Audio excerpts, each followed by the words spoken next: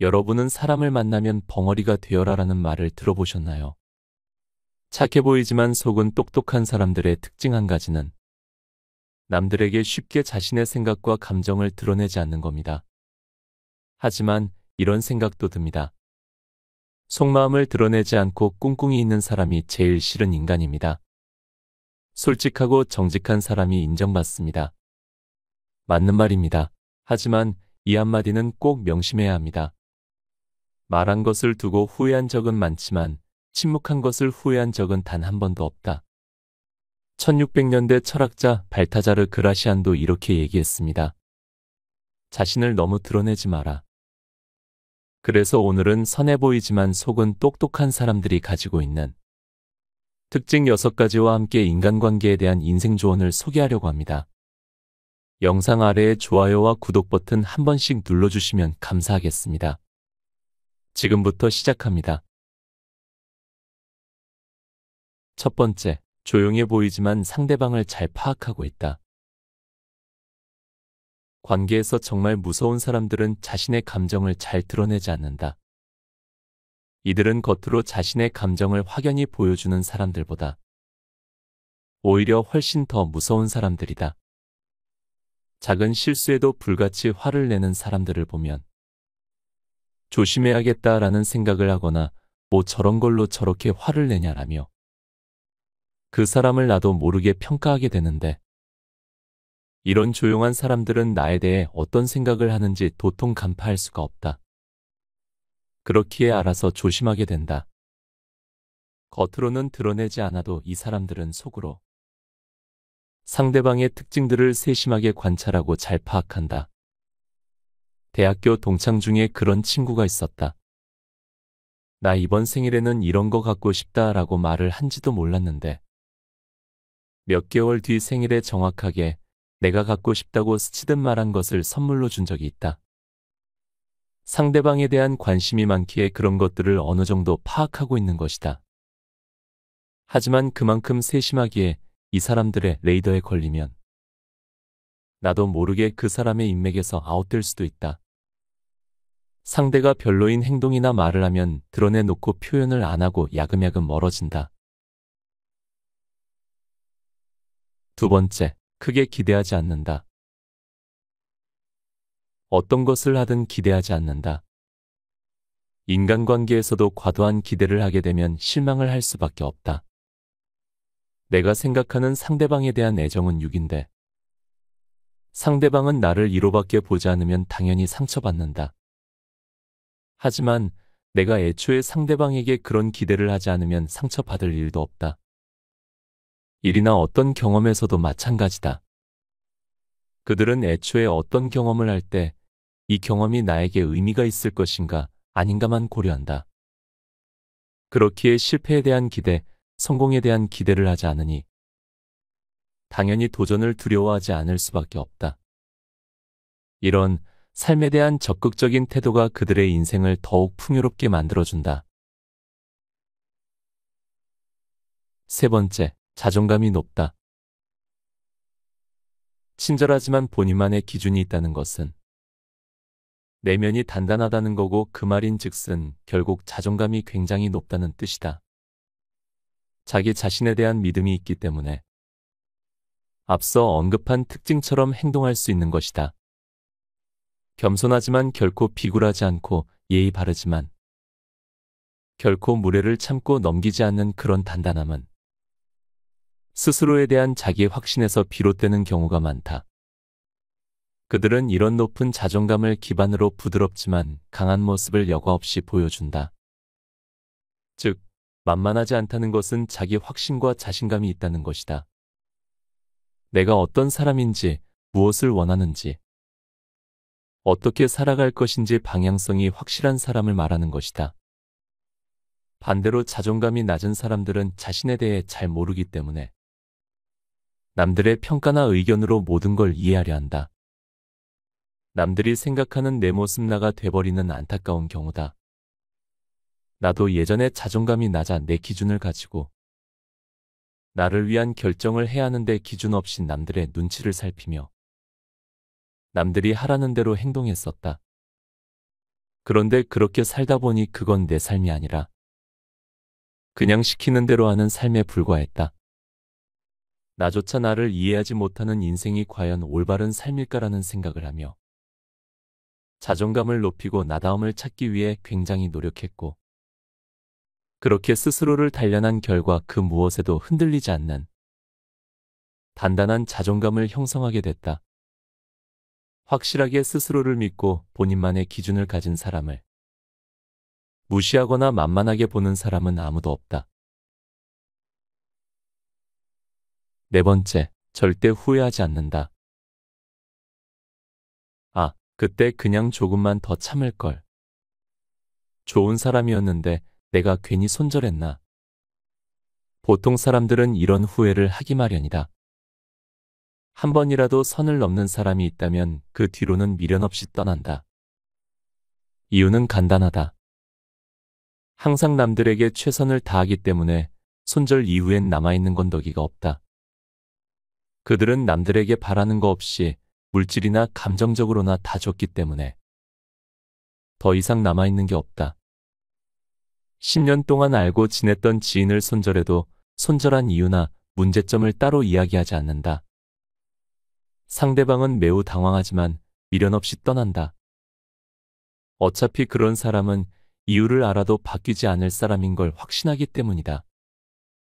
그래서 그들은 항상 상대방을 만날 때 최소한의 도리만 요구한다. 기본적인 것을 지키지 못할 경우에는 가차없이 손절하는 이유다. 인간관계를 비롯하여 모든 것을 물이 흐르듯 옆에 있으면 있는 대로 없으면 없는 대로 흘러갈 뿐 인생의 본질을 깊이 생각한다. 그래서 인상이 순해 보인다고 내면까지 순하다고 생각하는 건 큰 오산이다. 다섯 번째, 평소엔 남을 잘 이해해주지만 선을 넘으면 칼같이 손절한다. 주변에 보면 싸우는 걸 싫어하고 평소에는 사람이 참 좋고 웬만한 것에도 다 참고 양보하는 사람들이 있다. 우리는 흔히 이런 사람들은 참 착한 사람이라고 부른다. 하지만 정작 이런 사람들은 정말 무서운 점을 갖고 있다. 이 사람들은 자기만의 선이 정해져 있다. 쉽게 말해 손절 요소라고도 하는데 보통은 사람이 선을 넘으면 화를 내거나 싸우게 된다. 하지만 이런 사람들은 화내고 싸우는 게 아니라 아예 인간관계 자체를 끊어내 버린다. 그냥 상대방을 자신의 인연에서 정리해버리는 것이다. 평소에는 상대방을 이해하려고 노력하고 양보하고 참고 참다가 본인이 생각하는 선을 넘으면 상대방에게 말을 하지 않고 조용히 관계를 정리해버린다.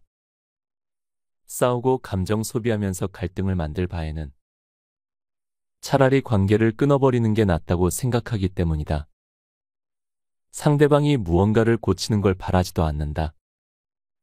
고쳐질 문제가 아니라는 확신이 있기 때문이다. 이렇게 했으면 좋겠다, 저렇게 했으면 좋겠다.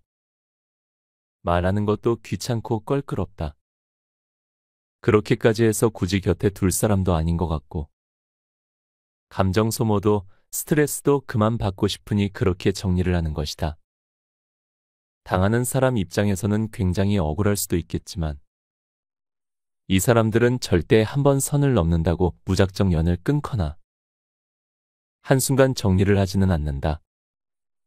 자신만의 선을 확실히 지키는 사람들은 진짜 참고 참다가 더 이상 아닌 것 같다고 생각할 때 정리하는 것이다. 그 전까지 그들은 계속해서 인내하고 배려하려 노력한다. 상대방의 마음도 의견도 들어보지 않고 손절당했다고 억울해하기 전에 본인이 그 사람에게 어떻게 행동했는지 되돌아볼 필요가 있다. 여섯 번째, 인간관계에 있어 아쉬움이 없다. 그들은 바쁜 와중에서도 지금 삶에 만족하기에 아쉬움이 없다.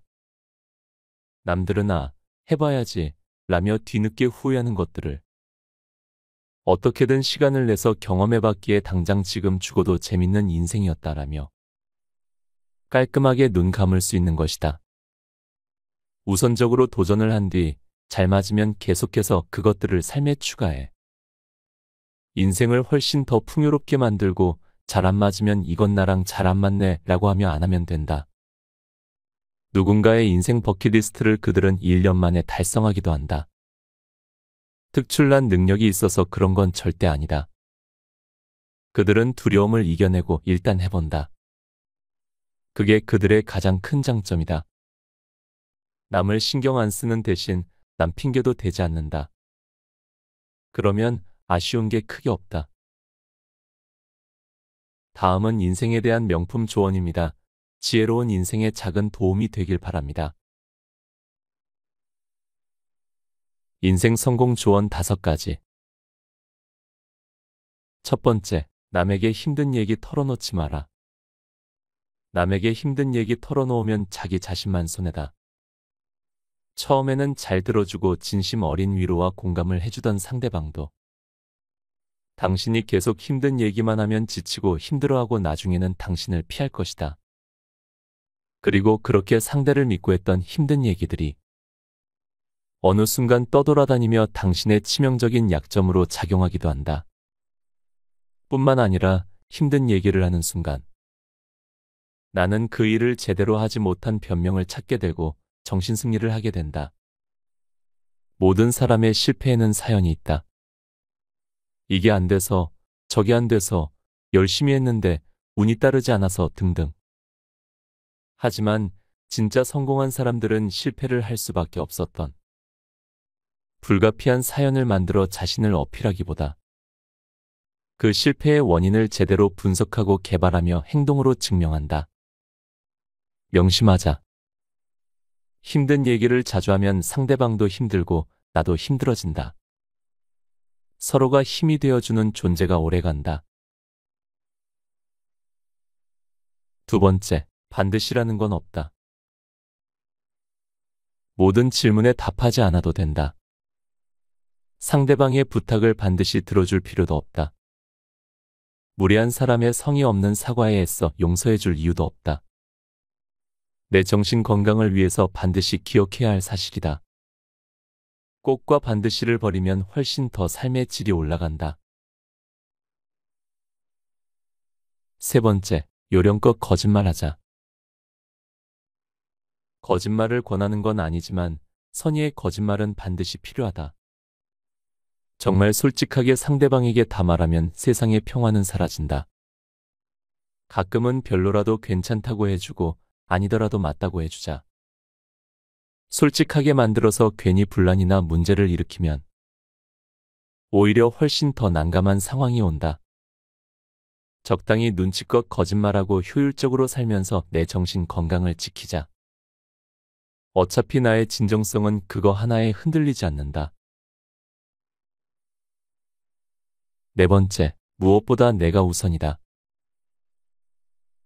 사회생활하면서 반드시 남에게 맞춰줘야 되는 경우를 제외하고는 자기를 중심으로 생각하고 말할 필요가 있다. 모든 초점을 상대방이 아닌 나에게 맞추고 행동하자. 내 정신 건강을 위해서 반드시 필요한 태도다. 누군가는 계산적이라고 생각할 수도 있지만 이 모든 건 상대에 따라 달라진다. 나를 배려하고 아끼는 사람에게 이런 태도를 가지라는 게 아니다. 내 정신 건강을 위협하는 사람, 내 자존감을 깎아내리려는 사람, 내 삶을 마음대로 평가하는 사람들에게 냉정하고 계산적인 태도를 가지라는 것이다. 나를 가장 잘 지킬 수 있는 건 바로 나 자신임을 기억하자.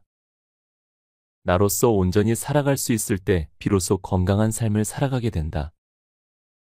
나는 나를 사랑한다.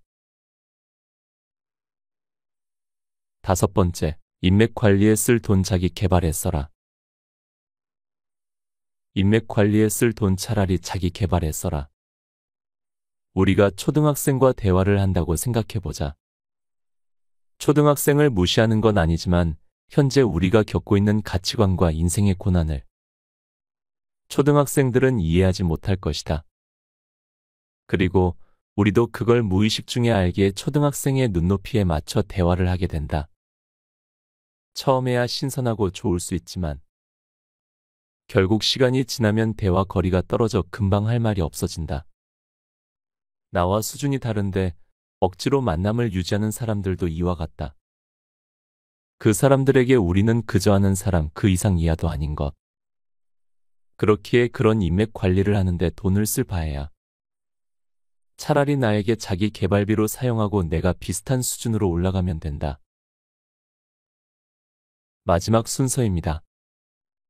인생을 살아가면서 반드시 버려야 할 4가지를 소개하려고 합니다. 함께 해주시면 감사하겠습니다. 인간관계에서 반드시 버려야 할 4가지. 첫째, 눈치 과하게 보지 않는 것. 눈치를 과하게 보는 사람들은 항상 자신의 행동이나 말이 상대방에게 어떤 영향을 미칠까, 상대방이 어떤 반응을 보일까 걱정한다.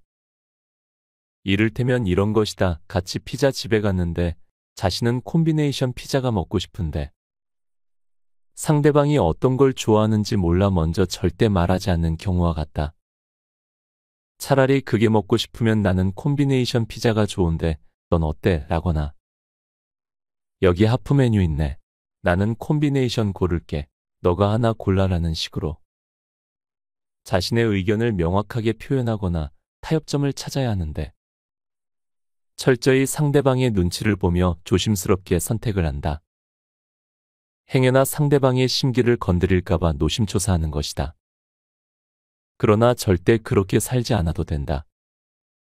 눈치를 보면 볼수록 내 인생에서 내가 없어진다. 둘째, 모두에게 잘 보이려 노력하는 것. 앞서 다뤘듯 모두를 만족하는 사람은 전혀 없다. 심지어 국민 MC라고 불리는 결점 없는 유재석마저도 너무 착하다고 싫어하는 사람들이 있다. 평생 선행을 베풀며 살다 간 사람에게도 경제관념 없는 무지한 자라며 비난하는 사람들이 있다. 그렇기에 모두에게 잘 보이려 노력할 필요가 전혀 없다. 그래도 이왕이면 최대한 많은 사람들을 만족하는 삶을 살고 싶어.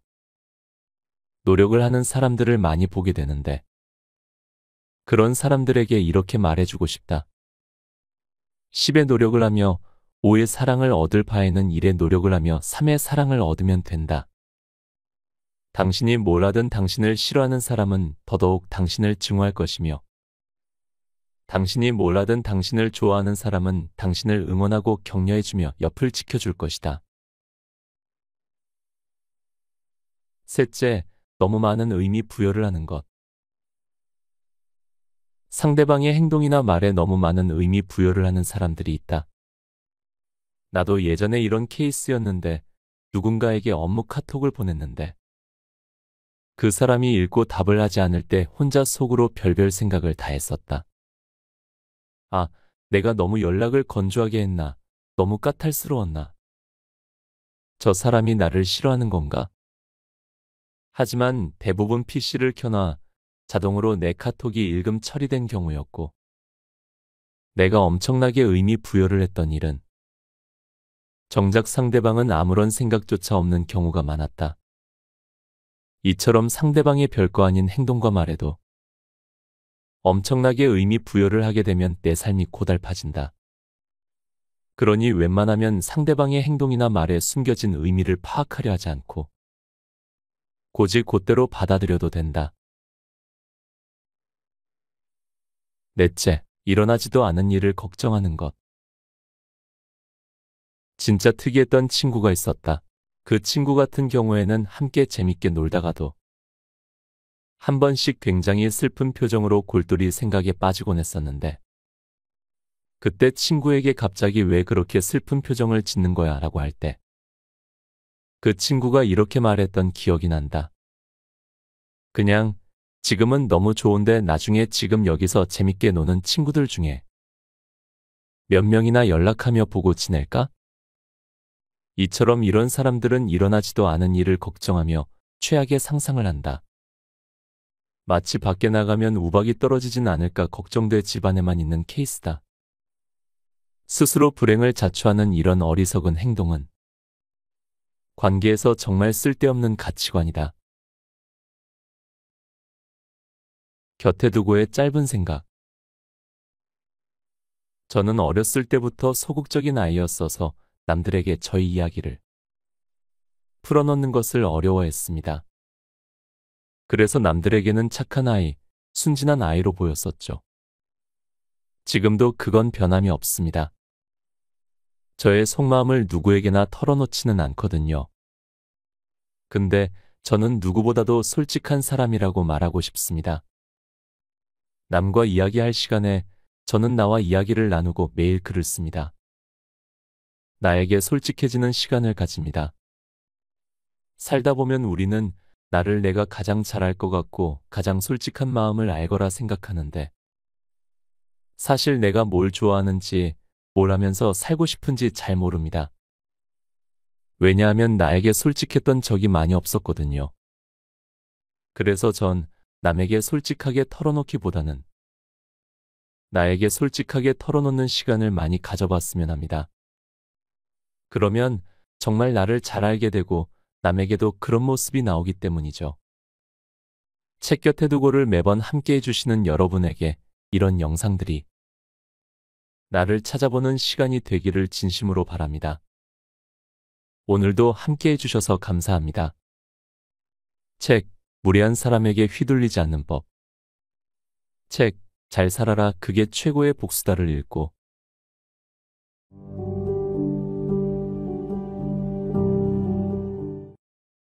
여러분은 마음은 선한데 기가 세 보이는 사람을 만나본 적이 있으신가요? 마음은 굉장히 선한데 진짜 강한 사람의 특징 5가지를 가져왔습니다. 여러분 주변에 이런 사람이 있는지 또는 그 사람이 여러분인지 한번 확인해 보세요. 첫째, 절대 상대방 말에 쉽게 흥분하지 않는다. 둘째, 평소에 화를 자주 내지는 않지만 화를 못 내는 것이 아니다. 셋째, 무슨 일이 있어도 쉽게 후회하지 않는다. 넷째, 입씨름을 하지 않고 행동으로 보여준다. 다섯째, 조용해 보이지만 상대방을 잘 파악하고 선을 넘으면 칼같이 손절한다. 이처럼 내공이 깊은 사람들은 나이 들수록 자신만의 기준이 확실해집니다. 그래서 오늘은 공자와 장자의 인생 지혜가 담긴 5가지 조언을 통해 여러분만의 인생을 다잡아주는 시간을 만들어 드리려고 합니다. 옛 선인들의 말씀으로 평안한 노후에 도움이 되리라 확신합니다. 영상 아래에 좋아요와 구독 버튼 한 번씩 눌러주시면 감사하겠습니다. 지금부터 시작합니다. 첫 번째, 행동으로 옮기는 사람이 진짜 강한 사람이다. 코가 막힌 사람은 악취가 나더라도 냄새를 맡지 못하기 때문에 악취를 싫어하지 않는다. 이것은 아직 냄새를 알지 못하는 것이다. 가령 누군가 효도를 알고 공손함을 안다고 말하는 경우도 마찬가지다. 반드시 그 사람이 이미 효도를 행하고 공손함을 행해야지만 효도를 알고 공손함을 안다고 말할 수 있다. 단지 효도와 공손함에 대해 말할 줄 안다고 해서 효도와 공손함을 안다고 말할 수는 없다. 또 아픔을 안다고 할 경우에도 반드시 자기가 이미 아픔을 겪어야 비로소 아픔을 안다고 할 수 있다. 추위를 안다는 것은 반드시 자기가 이미 추위를 겪은 것이며 배고픔을 안다는 것은 반드시 자기가 이미 배고픔을 겪은 것이다. 그러니 암과 행위를 어떻게 분리할 수 있겠는가? 왕양명에 따르면 암과 실천을 따로 떼어서 생각하기란 논리적으로 불가능하다. 실제로 아는 사람은 반드시 실천하고 실천하는 사람은 이미 아는 사람이다.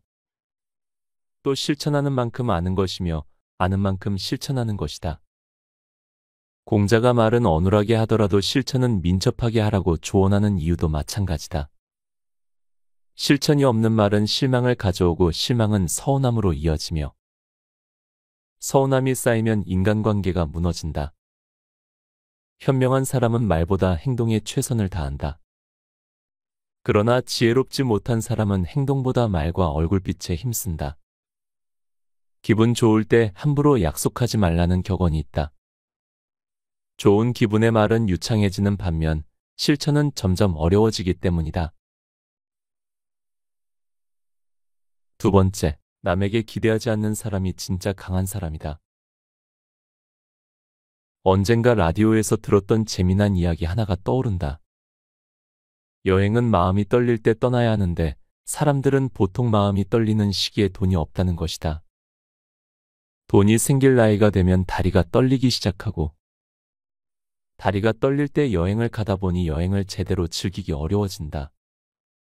결론적으로 돈이 좀 부족하더라도 내가 진정으로 즐길 수 있을 때 여행을 가는 게 좋겠다는 이야기였다. 박수 칠 때 떠나라라는 말이 있다. 전성기가 끝나기 전에 미련 없이 욕심을 그칠 줄 알아야 한다는 의미로 쓰이곤 한다. 이 말에는 사실 두 가지 뜻이 있다.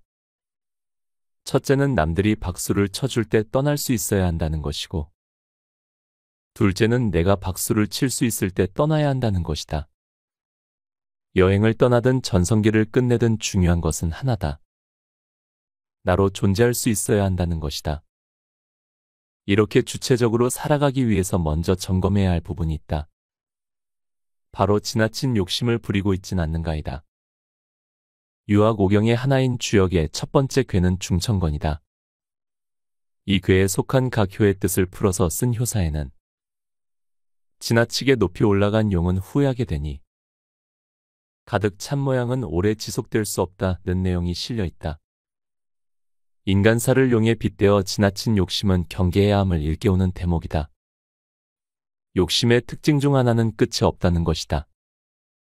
간절히 하고 싶었던 일을 하게 되면 금세 또 다른 일이 하고 싶어지는 것이 사람의 마음이다. 그러나 끝이 없는 삶을 뒤쫓는 것은 위태롭다는 장자의 말처럼 유한한 생명을 가진 존재가 무한한 것을 추구하게 되면 스스로를 해칠 수밖에 없다. 나 자신을 소중히 여기라 강조하는 것은 모든 철학의 공통된 입장이다. 대학에는 이런 대목이 있다. 군자는 먼저 자기에게 그것이 있은 다음에 남에게도 그것이 있기를 바라며 일단 자기에게 그것이 없고 난 뒤에 남을 나무란다. 먼저 내가 행복한 뒤에 남의 행복을 진심으로 바랄 수 있고 내게 불행이 없은 뒤에 남의 불행을 객관적으로 지적할 수 있는 것은 당연한 이치다.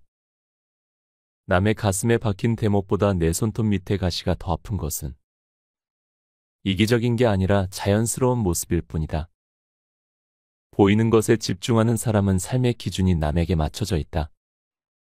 하지만 잘 보이고 싶은 마음이 채울 수 없는 욕심이라는 사실을 아는 사람은 내 욕심을 덜어내는 일에 힘쓴다. 끝없는 욕심에 사로잡힌 사람은 늘 불행하며 자주 타인을 불편하게 만든다. 그러므로 불행한 사람으로 가득한 세상은 불안정해진다. 반면 욕심을 비우고 만족할 줄 아는 사람은 스스로 행복하며 타인에게도 기쁨을 줄 수 있다. 이런 사람으로 가득한 세상은 편안해진다. 세 번째, 나의 얘기를 잘 듣는 사람이 진짜 강한 사람이다. 서로의 수준을 알기 위해선 대화가 필요하고 특히 상대방의 말을 들을 수 있어야 한다. 동양에서 듣는 방법으로는 크게 세 가지가 있다. 첫째는 문이다. 이는 귀로 들어오는 모든 소리를 그저 들리는 대로 듣는 것이다. 둘째는 청이다. 이는 상대방의 말을 주의 깊게 듣는 것이다. 셋째는 경청이다. 이는 마음을 기울여 상대방의 말을 알아차리는 것이다. 들리는 대로만 듣는 것은 귀가 달린 사람이라면 누구나 할 수 있다. 하지만 주의 깊게 듣고 마음을 기울여 알아차리는 것은 상대방의 진정을 알고자 하는 마음이 없다면 할 수 없다. 진정이란 진실하고도 애틋한 마음이라는 뜻이다. 상대방의 진정을 알기 위해선 내게도 진실하고 애틋한 마음이 있어야 한다. 노자는 도덕경에서 하는 사람은 잘 모르겠다 하는데 이것이 최상이며 잘 모르는 사람은 오히려 안다고 하는데 이것은 병이 다라고 하였다. 노자가 말하는 삶의 대상은 바로 나 자신이다. 스스로를 잘 아는 사람에게는 남의 말을 귀담아 들을 여유가 있다. 하지만 스스로를 잘 모르는 사람은 자신의 말을 쏟아내기 급급하다. 그러므로 공자가 말하는 중간쯤 이상 되는 사람, 장자가 말하는 함께 갈 만한 사람이 되기 위해서는 먼저 나 자신이 어떻게 듣고 있는지를 어느 정도 알고 있어야 한다. 알코올 중독자로 살던 시절 나는 술에 취하면 나 자신이 누구인지를 도무지 알 수 없었다. 누군가 나에 대해 말해 주어도 남의 말은 아예 들으려 하지 않았다. 주변 사람들은 하나 둘씩 내 곁을 떠났다. 아마 그들은 나를 중간 이하쯤 되는 그래서 더는 함께 갈 수 없는 사람이라고 생각했을 것이다. 결국 내 주변에는 함께 가기 어려운 사람들만 남았다. 자신을 알지도 못하고 남의 말을 주의 깊게 들을 줄도 모르는 이들하고만 어울리게 된 것이다. 어떤 관계를 맺어 나갈지는 나 스스로가 함께 갈 만한 사람인가, 그렇지 못한 사람인가에 달려 있을지도 모른다. 네 번째, 모두에게 배우는 사람이 진짜 강한 사람이다. 공자는 마음을 효과적으로 다스리기 위해서 우리의 삶의 관점에 전환이 필요함을 역설한다. 공자께서 말씀하셨다. 세 사람이 길을 가더라도 반드시 거기에는 나의 스승이 있다. 그 선한 것은 가려서 따르고 그 선하지 못한 것은 고친다. 그 좋은 것은 가려서 따르고 그 좋지 못한 것은 고친다. 공자는 왜 하필 세 사람을 강조한 것일까 하는 궁금증을 지우기 어렵다. 도덕경 예는도는 이를 내고 일은 이를 내며 이는 삼을 내고 삼은 만물을 이룬다라는 대목이 있다. 물론 이 대목에 대한 철학적 해석은 그리 간단하지 않지만 동양에서 3이라는 숫자가 만물을 상징할 수 있다는 사실만큼은 어느 정도 유추할 수 있다. 그러므로 세 사람이 길을 가더라도 거기에는 반드시 내 스승이 있다는 공자의 진술은 세상 만물이 내 스승이 될 수 있다는 말로 받아들여질 수 있다. 그 좋은 것은 가려서 따르고 그 좋지 못한 것은 고친다는 공자의 말에는 어떻게 세상 만물이 나의 스승이 될 수 있는지에 대한 근거가 담겨 있다. 세상엔 장점만 있는 사람도 없고 단점만 있는 사람도 없다. 사랑하지만 떨어질 수밖에 없는 애별리에 괴로움을 주는 사람에게도 단점은 있다. 밉지만 만나지 않을 수 없는 원증위의 괴로움을 안겨주는 사람에게도 장점은 있다. 하지만 사랑하는 사람에게는 마냥 장점만 보이고 미워하는 사람에게는 줄곧 단점만 보이는 게 인지상정이다. 누구보다 사람의 마음을 잘 관찰했던 공자가 이런 사실을 몰랐을 리 없다. 좋은 사람과는 잠시도 떨어지기 싫고 미운 사람과는 영원히 마주하고 싶지 않다는 생각이 드는 게 자연스럽다는 것을 공자 역시 잘 알고 있었다. 하지만 공자는 그렇게 살아갈 수는 없다는 사실에 주목했다. 내가 좋아하는 사람하고만 어울려 살 수는 없으며 내가 좋아하는 사람이 반드시 나를 좋아하리란 보장은 더더욱 없다. 그리고 무엇보다 관계란 항상 변하는 것이다. 어제까지만 해도 좋아서 죽고 못 살던 사람이 당장 내일부터는 꼴도 보기 싫은 사람이 될 수도 있다. 10손가락을 깨물어도 유독 더 아픈 손가락이 있다. 사람도 마찬가지다. 세 사람만 모여도 더 좋은 사람과 덜 좋은 사람이 있고 더 미운 사람과 덜 미운 사람이 있다. 모든 관계는 상대적이기 때문이다. 특별히 좋아하는 사람과 미워하는 사람이 생기지 않도록 마음을 잘 다스려야 한다는 것이 시다르타의 조언이라면 공자의 조언은 보다 현실적이다. 좋아하는 사람들하고만 어울리려는 것은 욕심이다. 미운 사람들과는 어울리고 싶지 않다는 생각은 아집에 다름없다. 공자는 좋은 사람과 미운 사람을 가리는 대신 세상 모두를 나의 스승으로 여겨줌이 어떻겠느냐고 묻는다. 대체로 스승이라고 하면 을의 자격이 있는지부터 살피는 것이 사람의 심이다. 그래서 위인전의 이름이 실려도 이상하지 않을 인물을 스승이라고 하면 사람들은 고개를 끄덕인다. 하지만 납득할 수 없는 행동을 하거나 사회적으로 무리를 빚은 사람을 스승이라고 하면 사람들은 고개를 절레절레한다. 중국의 시가집 시경에는 학이운해라는 뜻의 학명이라는 시가 실려 있다. 이 시에는 이런 대목이 등장한다. 다른 산의 돌로 숫돌을 삼을 수도 있다. 다른 산의 돌로 옥돌을 갈 수도 있다. 이 대목은 훗날 타산지석의 유래가 된다. 타산지석이란 다른 산에 굴러다니는 거칠고 나쁜 돌이라도 그것으로 나의 옥을 갈 수 있다는 뜻이다. 다른 사람의 보잘것없는 말이나 행동이라도 그것은 나의 행실을 옥처럼 갈고 닦는 숫돌이 될 수 있다. 어쩌면 그 숫돌에는 이렇게 적혀 있을지도 모를 일이다. 적어도 저렇게는 하지 말아야겠다. 이런 관점에서 보면 훌륭하다고 칭송받는 사람은 물론 형편없다며 손가락질 받는 사람도 모두 나의 스승이 된다. 마지막으로 공자는 묻는다. 우리가 진정해야 할 일은 좋고 나쁘다며 끊임없이 사람들을 규정하는 대신 누가 됐든 그의 좋은 점은 골라서 따르고 좋지 못한 점은 고치는 것 아니겠느냐고. 먼저 나의 생각과 행실을 살펴서 그의 좋은 점이 내게 없다면 조차 배우고 그의 미운 점이 내게도 있다면 어떻게든 개선하고자 노력하는 일. 서로가 서로의 스승이 되는 길은 여기에 달려 있다. 5번째, 인생 후배들에게 본보기가 되는 사람이 진짜 강한 사람이다. 지금의 젊은이들도 언젠가는 기성세대가 된다.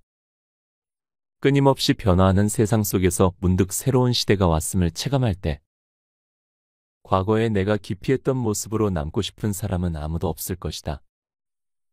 기성세대에 대한 실망감은 잠시 내려놓자. 그 대신 앞으로 올 세대에게 자신이 느낀 실망감만 안겨주지 않기 위한 노력을 기울일 수 있다면 어떨까? 이런 고민은 마냥 기성세대에게 변화를 촉구하는 것보다 세상을 더 효율적으로 바꿔나가는 계기가 될지도 모른다. 중국인의 탈무드로 알려진 책 증광현문에는 이런 시가 실려 있다.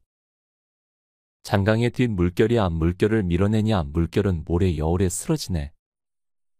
뒷 물결의 좋은 시절은 얼마나 갈 것인가. 눈 깜짝할 새도로 같은 모양이 되지 않겠는가. 앞 물결이 쓰러지지 않고 바다로 돌아가면 장차 꺼지지 않고 되살아나 다시 뒷 물결을 이루리. 이 시에서 뒷 물결은 젊은 세대를, 앞 물결은 기성세대를 가리킨다. 젊은 세대의 시간도 언젠간 기성세대의 시간이 됨을 잊지 말라는 것이다. 죽어가는 노인을 보는 것은 불타는 도서관을 보는 것과 같다라는 아프리카의 속담이 있다. 젊은 세대가 기성세대를 지식과 지혜의 보고인 도서관을 대하듯이 바라볼 수 있다면 기성세대가 도서관의 존재 이유처럼 다양한 삶의 가치를 젊은이들에게 물려줄 수 있다면 그런 세상은 아름다울 것이다. 도서관의 가장 큰 특징은 모든 사람에게 열려 있으면서 선택의 자유가 있다는 것이다. 만일 누군가의 손에 이끌려 별로 가고 싶지 않았던 도서관에 억지로 방문했거나 그다지 읽고 싶지 않은 책을 누군가 계속 권유한다면 도서관에 더 머무르고 싶지 않을 것이다. 이를 통해 도서관은 스스로 찾아오는 사람에게 도서관의 기능을 다한다는 것을 알 수 있다. 그리고 우리는 각자에게 알맞은 도서관을 가려낼 안목이 필요하다는 것을 알 수 있다. 공자께서 말씀하셨다. 뒤에 오는 사람이 두려운 것이다. 나중에 오는 사람들이 지금보다 못할지 어떻게 알겠는가? 그러나 40, 50세가 되어서도 한 소식 하지 못한다면 그 또한 두려워할 게 없다. 변화가 빨라지면서 앞물결과 뒷물결을 구분하기가 모호한 세상이 되었다. 공자가 40이나 50이 되었음에도 아는 것이 없는 사람은 더 이상 두려워하지 않아도 좋다라고 말하는 까닭은 40이나 50이 뒷 물결에서 앞물결로의 전환이 이루어지는 시기이기 때문이다. 살 만큼 살았는데 왜 저러나 싶은 생각이 드는 사람이 있다. 어쩌면 그런 사람이야말로 좋은 스승일 수 있다. 훗날 내가 40이나 50이 되었을 때 저런 사람으로 남아서는 안 되겠다는 교훈을 얻을 수 있기 때문이다. 책 곁에 두고 방송 이어갑니다.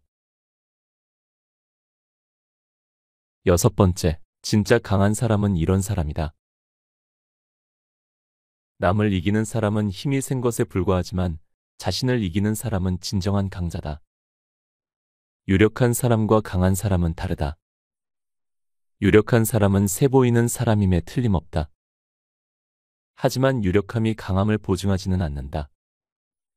진짜 강한 사람은 활기가 넘치는 사람이다. 활기란 살리는 기운으로 활기가 넘치는 사람은 나를 살리고 남을 살리며 세상을 살리는 데 이바지한다. 성인이란 말 그대로 사람이 되었다는 뜻이다. 그렇지만 단순히 주민등록증이 나왔고 대학이나 직장에 들어갔다고 하여 무조건 성인이 되는 것은 아니다. 사람답게 살아갈 수 있는 사람만이 진정으로 성인의 대우를 받을 수 있다. 자아가 말했다. 군자는 세 가지 변하는 것이 있으니 멀리서 우러러보면 근엄하고 그에게 다가가면 따뜻하고 그 말을 들어보면 엄격하다. 이는 자아가 스승인 공자를 묘사한 대목으로 군자는 세 번을 변한다는 군자삼변으로도 잘 알려져 있다. 이를 통해 자아가 발견한 공자의 세 가지 특징적인 면모를 엿볼 수 있다. 첫째는 근엄함이다. 공자는 어떠한 상황에서도 겉으로 드러난 모습이 흐트러지지 않도록 노력했기에 멀리서 보면 근엄해 보였음을 알 수 있다. 둘째는 따뜻함이다. 공자는 흐트러지지 않는 외양을 유지하면서도 가까이서 보면 권위를 내세우지 않았으며 오히려 남을 도우려는 활기를 가졌기에 따뜻했다. 마지막은 엄격함이다. 공자의 말은 스스로를 속이지 않고 또 남을 속이려 하지도 않았기에 엄격했다. 사람이 사람다워지는 길에는 여러 가지가 있다. 자아가 묘사하는 공자의 모습 역시 이 가운데 하나다. 유력함에서 뻗쳐오르는 포스가 있지만 내면의 에너지, 즉 활기가 없는 사람은 멀리서 보면 근엄해 보일 순 있으나 가까이 다가가면 차갑다. 그리고 그의 말에는 자신의 포스에 흠집이 가지 않게 하려는 기교가 섞여 있는 경우가 많다. 내면의 에너지가 넘치는 사람을 일러 내공이 깊다고 한다. 이런 사람은 겉모습 그 자체보다는 드러나는 자세와 태도에 힘쓴다. 멀리서 내공이 깊은 사람을 마주했을 때 근엄함을 느끼는 까닭은 그들의 카리스마 때문이다. 카리스마란 멋진 옷이나 장신구를 통해서만 얻을 수 있는 것이 아니다. 타인과 세상을 대하는 자세와 태도야말로 한 사람의 카리스마를 결정짓는 포인트가 될 수 있다. 만일 내공이 부실한 상태로 유력함만 가지게 된다면 어떨까? 사람을 유력하게 만드는 대표적인 것들로는 지위, 재물, 명예, 학식 등이 있다.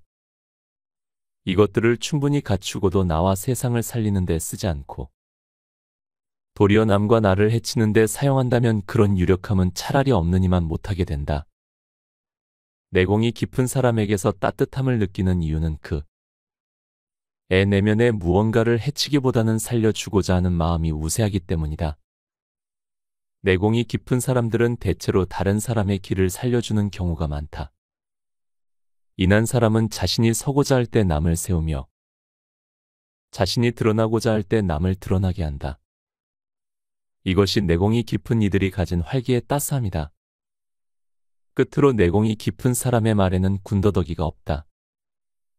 스스로를 믿고 남을 믿으며 세상을 믿기에 미사역으로 자신을 포장하거나 남을 속일 필요가 없기 때문이다. 진실하지 못한 사람에게는 때때로 진실이 사납거나 위태롭게 느껴지기도 한다. 하지만 내공이 깊은 사람은 진실한 사람들과 함께 가식으로부터 스스로를 지켜내고자 노력한다. 가식은 쳐내고 진심은 지켜내야 하기에 이들의 말은 엄격할 수밖에 없다.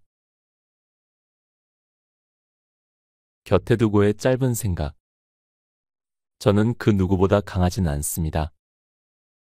하지만 한 가지 확실한 건 3년 전에 저보다 확실히 강해졌습니다. 막연히 나이가 든다는 생각만 하고 생각은 예전과 똑같았습니다. 하지만 3년 전부터 읽기 시작한 책으로 저는 예전으로 돌아갈 수 없을 정도로 성장했습니다. 그래서 아직은 강한 사람이라고 부르기에는 어려운 점이 있지만 조금씩 강해지고 있다는 것으로 만족하고 있습니다. 여러분도 누구와 비교해서 강한 사람이 아니라 3년 전, 10년 전과 비교하여 강해지고 있는지를 돌아보면 좋을 것 같습니다. 근데 제 이 영상을 여기까지 보시고 제 채널을 즐겨보시는 분이라면 조금씩 강해지고 있다고 저는 정말 확신합니다. 흔들리지만 앞으로 나아가는 저와 여러분을 응원합니다. 오늘도 함께 해주셔서 감사합니다. 책, 현명한 사람은 삶의 무게를 분산한다를 읽고